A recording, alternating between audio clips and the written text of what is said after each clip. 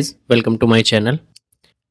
आज हम लोग परावर्तन यानी रिफ्लेक्शन के बारे में जानकारी प्राप्त करेंगे और इसमें आगे आने वाली कॉन्सेप्ट्स को सीखेंगे।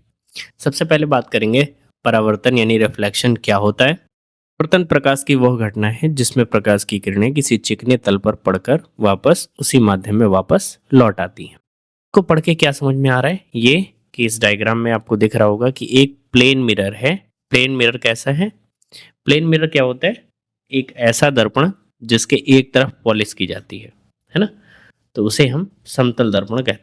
समतल दर्पण पर प्रकाश की किरण आई, जब प्रकाश की किरण आएगी तो ये उसी माध्यम में फिर से वापस लौट जाएगी, यानी बाउंस बैक हो। जैसे एक गेंद किसी दीवार पर पड़कर बिल्कुल वापस आ जाती है, बिल्कुल वैसे ही प्रकाश की किरणें भी किसी अपारदर्शी माध्यम से या चिकने तल से टकराकर वापस उसी माध्यम में लौट आती है, जैसे कि बिल्कुल गेंद, है ना? तो इसी घटना को क्या कहते हैं? परावर्तन कहते हैं। ठीक है, इस घटना को क्या कहते हैं? परावर्तन कहते हैं। चलिए आगे बढ़ते हैं। तो अब यहाँ पे कुछ टर्मिनोलॉजी है जिसको हमें सीखना पड़ेगा, कुछ शब्द हैं जिन्हें हमें सीखना पड़ेगा।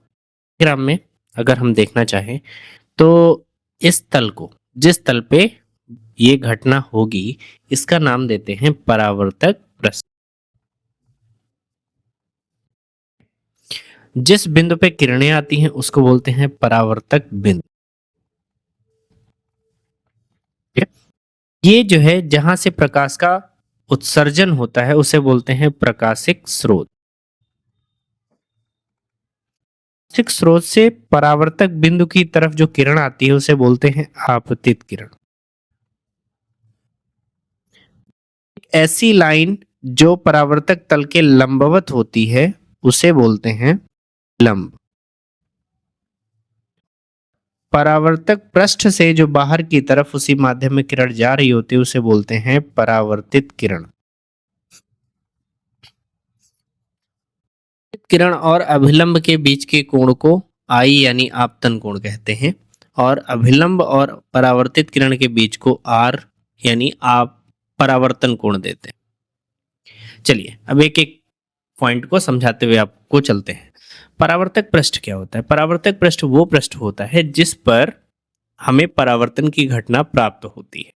परावर्तक पृष्ठ जैसे आपका समतल दर्पण हो गया, यानी जितने भी तरह के मिरर हैं, जितने भी तरह के दर्पण हैं, वो सारे परावर्तक पृष्ठ का काम करते हैं। इसके साथ साथ जो भी सरफेस है, जो चिकना सरफेस रहेगा, वो परावर्तक पृष्ठ का काम करेगा, क्योंकि हर जगह परावर्तन कुछ न कुछ मात्रा में अवश्य ही होता है। ठीक है, हमारी धरती भी परावर्तक पृष्ठ की तरह काम करती है। अब आपको होगे सर कैसे? तो जो सूर्य की किरणें आती है, गर्मियों में आप अक्सर देखते होंगे, सूर्य की किरणें जब आती हैं तो सूर्य की किरणें धरती पर पड़ती हैं और धरती पर पड़ने के साथ साथ उसके बाद वहां से किरणें रिफ्लेक्ट होती हैं, परावर्तित होती हैं। इस बात का कैसे पता चलता है? इस बात का पता इस तरह से चलता है कि आप दूर देखोगे, जब आप गर्मियों के दिनों में दूर देखोगे तो आपको जमीन से कुछ लहरें या कुछ उष्मा उठती हुई दिखेगी। क्या होता है? वो इस तरह से होता है कि प्रकाश की किरणें आप धरती पर आई हैं, उसकी वजह से धरती गर्म हुई है और धरती ने अपनी ऊर्जा को ट्रांसफर कर दिया है, उस प्रकाश को ट्रांसफर किया है किसको? यानी उष्मा को ट्रांसफर किया है किसको? अपने आसपास की हवा को, और हवा ने उस उष्मा को प्राप्त करके अपने आप का जो भार है हल्का कर दिया, क्योंकि आपको अच्छी तरह से पता है कि किसी भी चीज को हीट करेंगे वो हल्की होती है और हल्की होने के साथ साथ ऊपर उठना स्टार्ट करती है। तो गर्म हवा ऊपर उठती है जिसके साथ साथ, जिसकी वजह से हमें इस तरह का फिनोमेना देखने को मिलता है। तो परावर्तक पृष्ठ हमारे कमरे की दीवारें, ये भी परावर्तक पृष्ठ की तरह काम करती हैं। कैसे? क्योंकि जैसे ही रूम में आप लाइट जलाते हो तो रूम में लाइट जलाने के साथ साथ वो लाइट अलग दीवारों पे पड़ती है और वहां से रिफ्लेक्ट होकर के, वहां से परावर्तित होकर के वो पूरे रूम में उजाला करती हैं, है ना? रूम में उजाला केवल सीधी किरणों से ना होकर के परावर्तन की घटना के साथ होता है। ठीक है, चलिए तो परावर्तक पृष्ठ समझ गए। परावर्तक पृष्ठ पे बहुत सारे परावर्तक बिंदु होंगे, कोई भी बिंदु आप ले लीजिए तो उसे हम परावर्तक बिंदु कहेंगे। अब उस परावर्तक बिंदु पर एक रेखा खींची जाए जो परावर्तक पृष्ठ के लंबवत हो, उसे हम क्या नाम देते हैं? अभिलंब नाम देते हैं। दिख रहा है डायग्राम में, उसे क्या नाम देते हैं? अभिलंब नाम देते हैं। फिर प्रकाशिक स्रोत क्या होता है? प्रकाशिक स्रोत ऐसा ऑब्जेक्ट होता है जो प्रकाश का उत्सर्जन करता है। जैसे सूर्य, तो सूर्य प्रकाश का उत्सर्जन करता है। हमारे घर की लाइट, है ना, जिसको बल्ब आप कहोगे या एलईडी कहोगे, ये सब प्रकाश का उत्सर्जन करते हैं। इसके साथ साथ मोमबत्ती, टॉर्च, ये सब क्या है? प्रकाशिक स्रोत हैं जो प्रकाश का उत्सर्जन यानी प्रकाश को पैदा करते हैं। ठीक है। अब प्रकाशिक स्रोत से जो किरण चल रही होती है, जो प्रकाश की किरणें वहां से उत्सर्जित होकर परावर्तक पृष्ठ की तरफ आ रही होती हैं, उन किरणों को आपतित किरण कहते हैं। उन किरणों को क्या कहते हैं? आपतित किरण। ठीक है। और जो परावर्तक पृष्ठ पे आपतित किरणें आ करके वहां से रिफ्लेक्ट होकर के यानी परावर्तित होकर के जो वापस जा रही होती हैं, उन किरणों को हम परावर्तित किरण कहते हैं। ठीक है। क्या कहते हैं? परावर्तित किरण कहते हैं। अब आपतित किरण आई और अभिलंब के बीच को कोण को आई यानी आपतन कोण कहा जाता है। नहीं, आपतन कोण कहा जाता है। ठीक है। इसके साथ साथ अभिलंब तथा अपवर्तित परावर्तित किरण के बीच के कोण को आर नाम दिया जाता है और इसको परावर्तन कोण कहते हैं। परावर्तन कोण कहते हैं। बात समझ में आ गई? तो आई होप आपको ये सारी टर्मिनोलॉजी समझ में आ गई होगी। चलिए बढ़ते हैं परावर्तन के नियम की तरफ। सबसे पहला नियम है आपतित किरण, अभिलंब तथा परावर्तित किरण सदैव एक ही तल में रहते हैं। इसका तात्पर्य क्या है? इसका तात्पर्य यह है कि आप जिस डिवाइस से इस वीडियो को देख रहे हो, चाहे वो फोन हो चाहे वो लैपटॉप हो, तो अगर उस स्क्रीन के समांतर कोई आपतित किरण आती है ना, आपकी उस स्क्रीन के समांतर कोई आपतित किरण आती है, तो परावर्तित किरण भी उसके समांतर ही रहेगी। ऐसा नहीं है कि वो आपकी तरफ यानी वीडियो से निकल के आपकी तरफ आने लग जाएगी या वीडियो से निकलकर दूसरी तरफ निकल चली जाएगी। अगर आपतित किरण आपकी स्क्रीन के समांतर है तो परावर्तित किरण भी आपकी स्क्रीन के समांतर रहेगी, यानी तीनों एक ही तल में रहेंगे। ठीक है ना? बात समझ में आ गई? ठीक। दूसरा नियम है कि आपतन कोण सदैव परावर्तन कोण के बराबर होता है, यानी आई सदैव आर के बराबर रहेगा। एंगल आई जो है वो एंगल आर के बराबर रहेगा। नियम आपको ध्यान रखने हैं। एग्जाम्पल की हेल्प से सॉल्व करने की कोशिश करते हैं और इस नियम को समझते हैं। तो इस दिए गए डायग्राम में हमें क्या दिया हुआ है? ये वाला कोण 30 दिया हुआ है ना? तो 30 दिया हुआ, हमें एंगल आई और एंगल आर का मान निकालना है। कैसे निकालेंगे?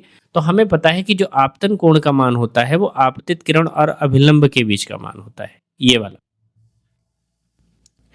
और हमें ये भी पता है कि अभिलंब जो है वो परावर्तक पृष्ठ से 90 डिग्री पे होता है, यानी ये वाला कोण कितना होगा? 90 डिग्री, है ना? तो अगर 90 में से ये 30 निकाल दें तो एंगल आई जो है हमारा क्या निकल के आएगा? एंगल आई हमारा निकल के आएगा 60 डिग्री। यस और नो? और परावर्तन का नियम ये कहता है कि एंगल आई जो है वो सदैव एंगल आर के बराबर रहेगा, यानी एंगल आर भी हमारा कितना रहेगा? 60 डिग्री। यस और नो? तो आई और आर दोनों 60 हो गए और ये वाला आपका कितना हो जाएगा? 30 डिग्री। क्लियर? चलिए एक और क्वेश्चन करते हैं। कहा है ये एंगल 90 माइनस अल्फा है, तो हमें आपतन कोण का मान निकालना है आई और अपवर्तन कोण का मान निकालना है आर। अब ये अभिलंब है, तो अभिलंब है, अभिलंब कितने पे होता है? 90 डिग्री पे होता है। तो 90 डिग्री पे होता है, हमें आर निकालना है, तो हमें ये एंगल पता है, तो हम आर का मान कैसे निकाल सकते हैं? आर का मान निकाल सकते हैं 90 माइनस जो एंगल दिया है, तो 90 माइनस अल्फा। ये हो जाएगा 90 माइनस 90 प्लस का अल्फा। 90 से 90 कैंसिल हो गया, आर इज इक्वल टू कितना आया? अल्फा। यानी ये वाला कोण हमारा कितना होगा? अल्फा डिग्री, है ना? तो अब हमने परावर्तन का नियम पढ़ा है। परावर्तन के नियम में हमसे कहा है कि angle I is equal to angle R, तो अगर आर अल्फा है तो आई भी हमारा क्या निकल के आएगा? अल्फा निकल के आएगा। तो आई होप इस तरह के क्वेश्चन आप आराम से कर सकते हैं, कोई दिक्कत होगी नहीं इसमें, है ना? तो इस तरह के क्वेश्चन जब आप कर पाएंगे, एक और क्वेश्चन ले लेते हैं, आई होप आपको समझ में आ जाएगा। हमें ये क्वेश्चन दिया हुआ है और इस क्वेश्चन में कहा है कि हमें आपतन कोण और परावर्तन कोण दोनों का मान निकालना है। ठीक है। तो चूंकि ये हमारा आपतन कोण है आई और ये हमारा परावर्तन कोण है आर, चूंकि परावर्तन के नियम से दोनों बराबर होते हैं, यानी अल्फा जो है वो बराबर होना चाहिए 2 अल्फा माइनस के 50 के। तो यहाँ से 2 alpha minus alpha is equal to क्या हो जाएगा 50, 50 को उधर भेज दीजिए, अल्फा को उधर भेज दीजिए, तो अल्फा इज इक्वल टू कितना आ गया 50, अल्फा कितना आ गया 50। तो यहाँ से अल्फा यानी आई, और अल्फा ही आई था, I is equal to alpha is equal to कितना 50, और यही आई जो है आर के भी बराबर होगा, यानी आर भी हमारा कितना आ जाएगा 50 आ जाएगा। तो आई होप ये क्वेश्चन को देख करके आपको समझ में आ गया होगा कि इस तरह के नियम पे कैसे क्वेश्चन बन सकते हैं। बहुत आसान क्वेश्चन होते हैं, बस आपको थोड़ा सा लॉजिकल सोचना होगा और आप कर पाएंगे। परावर्तन के अनुप्रयोग, यानी परावर्तन कहाँ पे हमें देखने को मिलता है, तो परावर्तन हमें देखने को मिलता है दर्पण में, विशेषकर हम कहाँ देखते हैं, दर्पण में परावर्तन की घटना देखने को मिलती है। ठीक है, तो इसका मतलब हमारा टॉपिक जो है वो दर्पण है, मिरर को हमें पढ़ना होगा। अब मिरर क्या होता है, कैसे किस टाइप के मिरर होते हैं, मिरर कितने प्रकार के होते हैं, और अलग अलग प्रकार के मिरर यानी दर्पण की क्या विशेषताएं होती हैं, और उनसे बनने वाले प्रतिबिंब की स्थिति हमें निकालनी होगी, है ना। तो चलिए एक एक करके सीखते हैं। तो सबसे पहले दर्पण क्या होता है, दर्पण वो गोलीय या दर्पण एक ऐसा कांच का बना होता है जिसके एक तरफ पॉलिश की जाती है ना। दर्पण क्या होता है, कांच का बना एक ऐसा सरफेस होता है, एक ऐसा वस्तु होता है जिसके एक तरफ क्या की जाती है, पॉलिश की जाती है। ठीक है ना, दर्पण उसे कहेंगे। अब दर्पण होता है दो तरीके का। दर्पण कितने तरीके का होता है, दर्पण होता है दो तरीके का, है समतल दर्पण, होता है गोलीय दर्पण, समतल दर्पण और गोलीय दर्पण। समतल दर्पण क्या होता है, समतल दर्पण वो दर्पण होता है जिसकी फोकस दूरी कितनी हो, अनंत हो। ठीक है, और गोलीय दर्पण ऐसा दर्पण होता है जो गोलाकार आकृति का होगा, है ना, बिल्कुल गोला नहीं लेकिन गोले की आकृति का लिए हुए होगा, और इसकी फोकस दूरी एक निश्चित होगी, फोकस दूरी जो है निश्चित होगी। स्टडी एक साथ करेंगे तो आपको कंपैरेटिवली जानकारी मिल जाएगी कि किस तरह के दर्पण हैं। तो सबसे पहले अगर हम बात करें, हमारे पास कांच का बना एक खोखला गोला है। कैसा गोला है, अंदर खाली है, ये कांच का बना है और अंदर क्या है, खाली है, खोखला गोला है।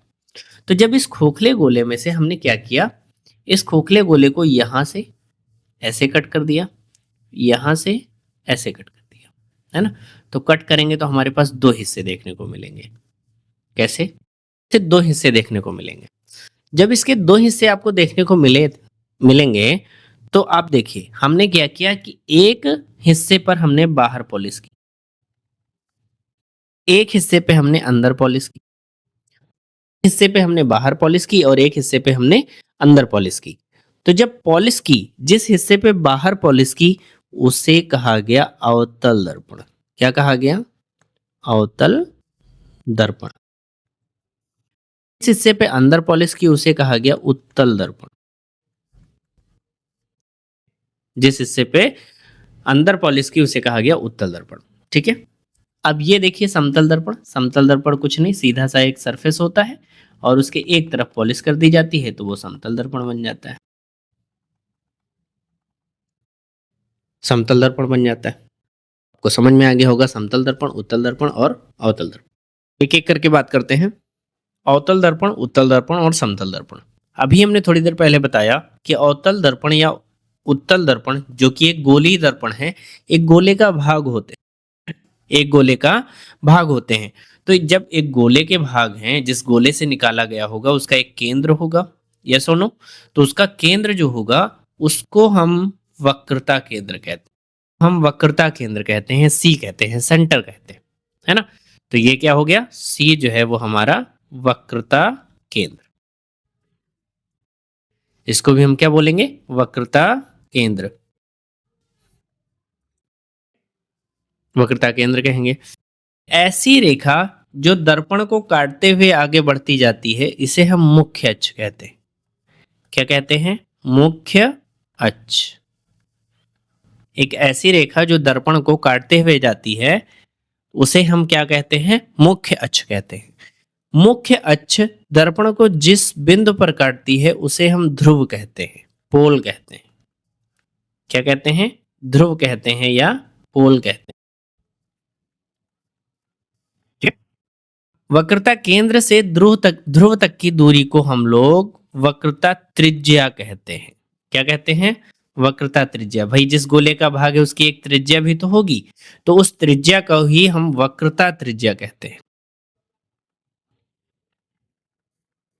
को ही क्या कहते हैं? वक्रता त्रिज्या कहते हैं। ठीक है, आई होप ये बात समझ में आ गई होगी। ठीक है, अब C और P यानी वक्रता केंद्र और ध्रुव के मध्य बिंदु को हम फोकस कहते हैं। क्या कहते हैं? फोकस।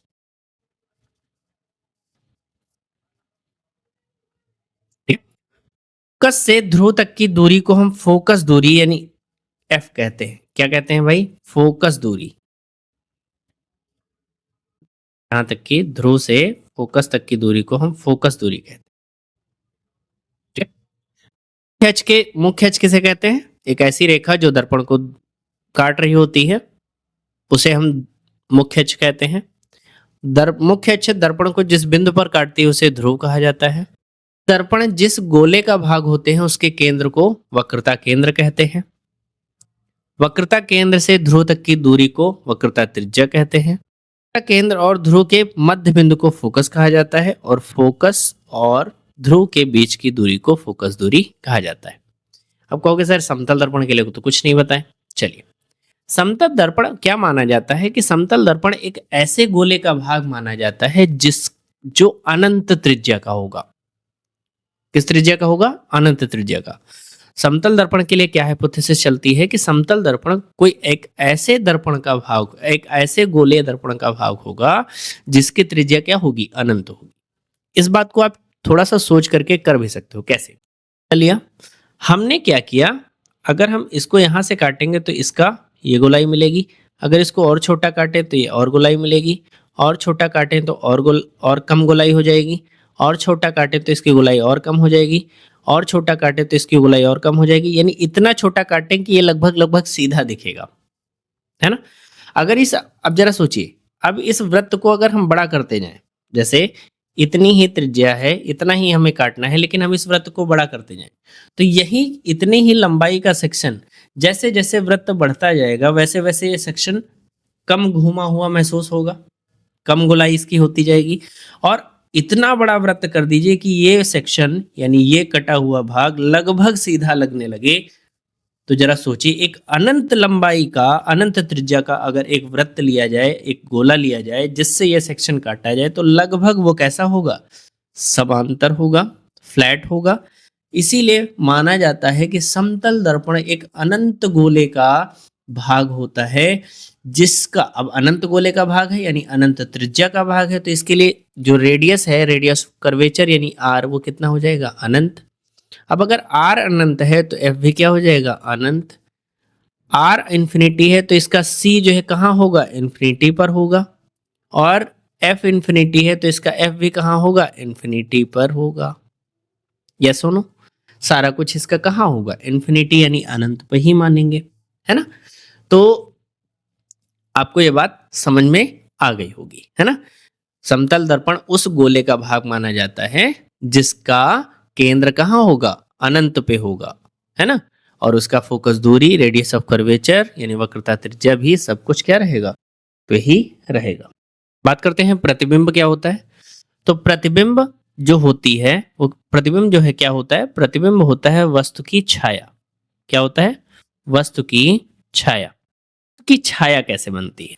आप धूप में खड़े हो, आपकी छाया बनती है, यानी वो आपका प्रतिबिंब है। आप किसी भी लाइट में खड़े हो तो आपकी एक छाया बनती है, वो आपका क्या है? प्रतिबिंब है। तो इसका तात्पर्य क्या हुआ? इसका तात्पर्य ये हुआ कि जो छाया होती है उसी को हम प्रतिबिंब कहते हैं। अब ये छाया दो तरीके से मिलती है। ये छाया दो तरीके से मिलती है, एक तो मिलती है वास्तविक, एक मिलती है आभासी। छाया मिलती है वास्तविक और एक छाया मिलती है आभासी। कब आपको कभी महसूस होता है कि वास्तविक छाया कब है और आभासी छाया कब है? तो मैं अंतर बताता हूं। आप धूप में बैठे हैं तो आपकी छाया बन रही है, एक तो वो छाया है, और दूसरा आप जब सुबह चेहरा देखते हैं अपना शीशे में तो उस शीशे में आपकी छाया बनती है। वो छाया फिर कैसी है ना। तो जो आप वास्तविक में देख रहे हो, धूप में देख रहे हो, धूप में आपकी छाया जो बनती है वो वास्तविक है, लेकिन जो आप शीशे में देखते हो तो वो आभासी है। कैसे? देखो, जब भी छाया किरणों के गमन की वजह से बने, किरणों के गमन की वजह से बने यानी किरणें ही बनाए छाया तो वास्तविक छाया होती है, जबकि आभासी छाया माना जाता है कि किरणें वहां जा रही होंगी, लेकिन किरणें जाती वास्तव में नहीं है। तो जब किरणें वास्तव में नहीं जाती हैं तब जो छाया बनती है तो आभासी किरणों के द्वारा बनती है, तो इसी वजह से उसे आभासी प्रतिबिंब कहा जाता है ना।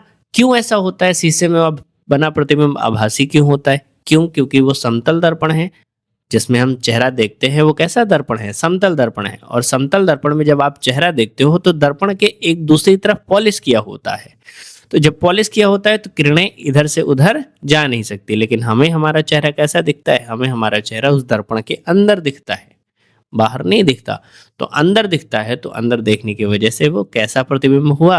आभासी प्रतिबिंब हुआ। ठीक है, आई होप आपको बात समझ में आ गई होगी। तो वास्तविक कैसे बनेगा? किरणों के वास्तविक गमन से।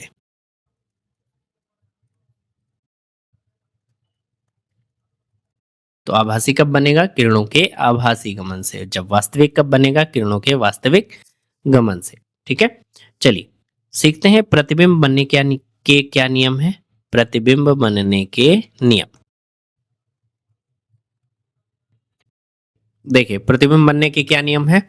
तो सबसे पहला नियम है मुख्य अक्ष के समांतर खींची गई रेखा परावर्तन के पश्चात सदैव फोकस से होकर जाती है। देखिए इसका डायग्राम देखिए, ये हमारे पास एक अवतल दर्पण है, ये इसका ध्रुव है, यहाँ इसका सेंटर होगा और यहाँ इसका एफ होगा, है ना।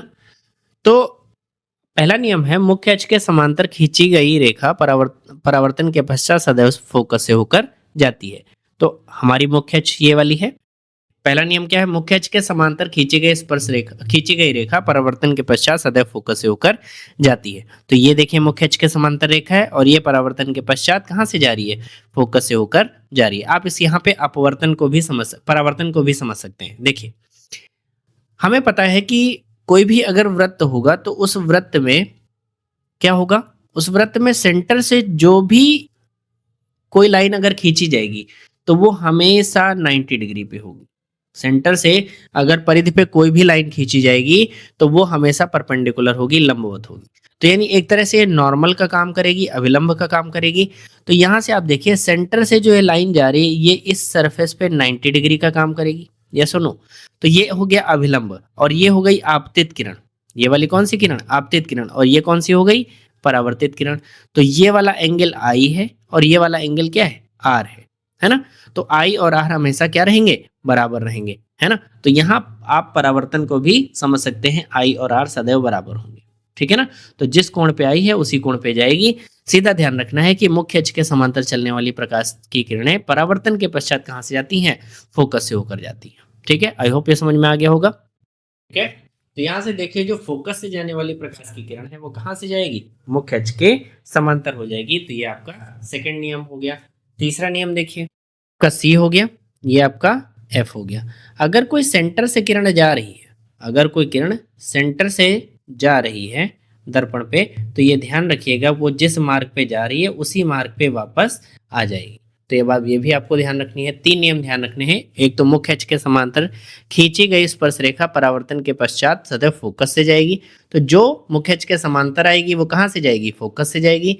जो फोकस से आ रही है वो मुख्य अक्ष के समांतर हो जाएगी। और तीसरी किरण क्या है? जो सी से जा रही है वो अपने ही मार्ग पे फिर से वापस लौट आएगी। तो इन तीनों नियम को आपको ध्यान रखना है। प्रतिबिंब बनने के ये नियम है।